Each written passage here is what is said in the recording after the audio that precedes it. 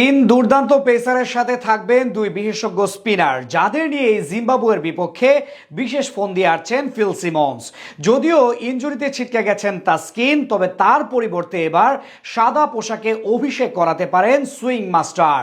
তাই জিম্বাবুয়ে সিরিজের প্রথম টেস্টে কাদের নিয়ে কেমন বোলিং ইউনিট সাজাবেন ফিল সিমন্স, এ নিয়ে বিস্তারিত থাকছে রিপোর্টে।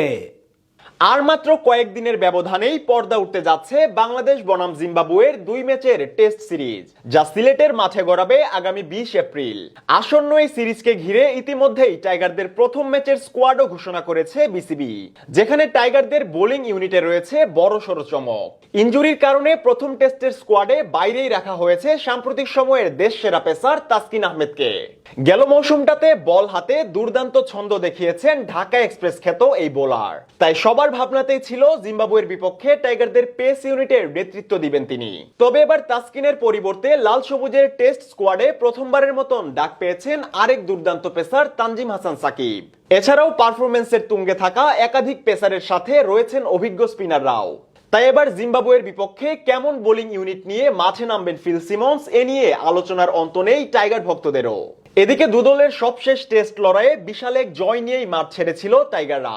তাই বাংলাদেশের বিপক্ষে এবার শক্তিশালী স্কোয়াড নিয়েই লড়তে আসছে জিম্বাবুয়ের ক্রিকেট দল। ফলে ব্যাট বলের লড়াইয়ে দলটির ব্যাটারদের কাবু করতেই চাইবেন টাইগার কোচ ফিল সিমন্সও। ফলে শক্তিশালী এক বোলিং ইউনিট সাজানোর পথ ধরেই হাঁটছেন সাবেক এই ক্যারিবীয় অলরাউন্ডার। যে কারণে প্রথম টেস্টের একাদশে 3 পেসারের সাথে 2 স্পিনারের সমন্বয়ে সাজানো হতে পারে সামর্থ্যবান এক বোলিং ইউনিট। যদিও আসন্ন সিরিজের প্রথম স্কোয়াডে জায়গা পেয়েছেন 4 জন পেসার, সেখান থেকেও 3 জনকে বাছাই করতে কিছুটা বেগ পেতে হবে ফিল সিমন্সের। তবে প্রথম টেস্টের একাদশে নিশ্চিতভাবেই জায়গা করে নেবেন টাইগারদের সর্বোচ্চ গতির পেসার নাহিদ রানা, যার 150+ গতির তোপে রীতিমতো কাঁপন ধরে উইকেটে। তাছাড়া পাকিস্তান কিংবা ক্যারিবীয় টেস্টেও তার হাতেই সাফল্য পায় টিম টাইগার্স। দ্বিতীয় পেসার হিসেবে একাদশে জায়গা করে নেবেন গেল বছরে দলের পেসারদের মধ্যে সর্বোচ্চ উইকেট শিকারী হাসান মাহমুদ। ডেথ ওভারের কার্যকরী এই বোলারের 9 টেস্টে রয়েছে 30টি নজর কাড়া উইকেট। অন্যদিকে 3 নম্বর পেসার নিয়ে কিছুটা বিপাকে পড়তে হবে সিমন্সের, কেননা তানজিম সাকিব আর খালেদের মধ্যে যে কোনো একজনকে নিতে হবে দলে। সেক্ষেত্রে জোর সম্ভাবনা রয়েছে তানজিম সাকিবের প্রথম টেস্ট অভিষেকের।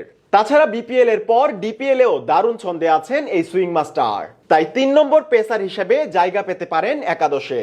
অন্যদিকে বিশ্বজুড়ে টাইগার স্পিনারদের খ্যাতিও রয়েছে আকাশচুম্বী। সম্প্রতি পিএসএলও দুটি ছড়াতে দেখা গেছে লেগ স্পিনার রিশাদকে। নিজের অভিষেকেই 3 উইকেট শিকার করে 3টি রেকর্ডও গড়েছেন তিনি। যদিও জিম্বাবুয়ে টেস্টের পরিকল্পনাতেই ছিলেন না এই টাইগার লেগি।